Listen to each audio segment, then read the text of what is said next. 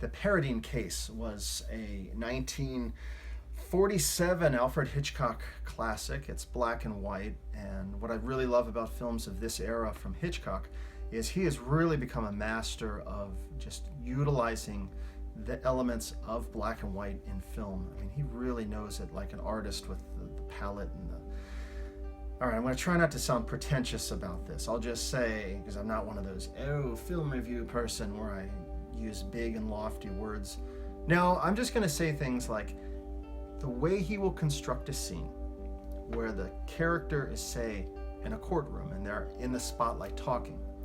Hitchcock will know how to use the black and white high contrast value for the character, while around the character, say the other people in the courtroom, they're kind of in a muted, kind of a diffused gray value, so that visually your attention goes right to Gregory Peck as he's talking.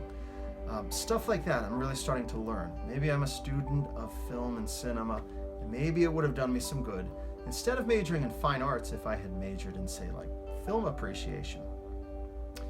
Now I'd probably have just as much problem with getting jobs if that had been my major too. Well, maybe that's something for another day. Gregory Peck is the star of this film, and he does a great job. He shows up. He and Cary Grant are two of my favorite actors. They seem to show up in these Alfred Hitchcock films all the time. And he is the defense attorney defending a woman who's accused of murder. The woman accused of murder is Alida Valli.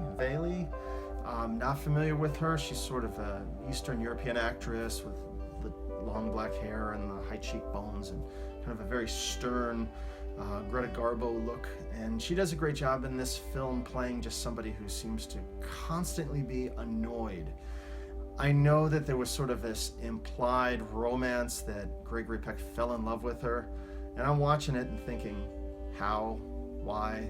She seems perpetually unhappy in the film, but maybe it was just because she was so glamorous. Who knows? That was probably the hardest part of this particular film, is just really buying into the fact that he was in love with her and she wanted absolutely nothing to do with him. But that was sort of in the story. I mean, I don't know. It just felt like a stretch, but that's the 1940s for you, I guess. This other character, Latour, who's...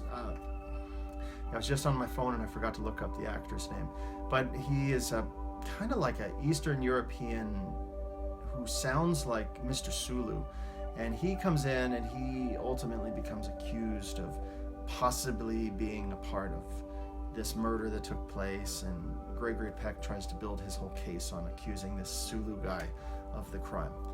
And you know what, the film was great. I didn't completely follow the whole court drama. I've never been very good at these legal case drama films, but it's very well made. It looks beautiful, and the characters look great. The acting is fine. Charles Laughton is, I think he's the judge, and this is in England, so they've all got the big puffy wigs on, and he's the one that I will always remember as like Mr. Christian, you know, from the Bugs Bunny cartoon and so on. Yeah. What a childish pool of examples I have to pull from. But hey, he was in the film, and you know, he was kind of cool to see him. He was from the Mutiny on the Bounty, of course, not just of Bugs Bunny fame. It's really about all I can think of for this particular film. And Todd plays the faithful wife who stays by Gregory Peck's side, even though he falls in love with this woman who seems completely disinterested in him. And ultimately, that's the story: is can he prove her innocence in court? Well, you gotta watch the film to find out. So that's the Paradine Case from 1947 by Alfred Hitchcock.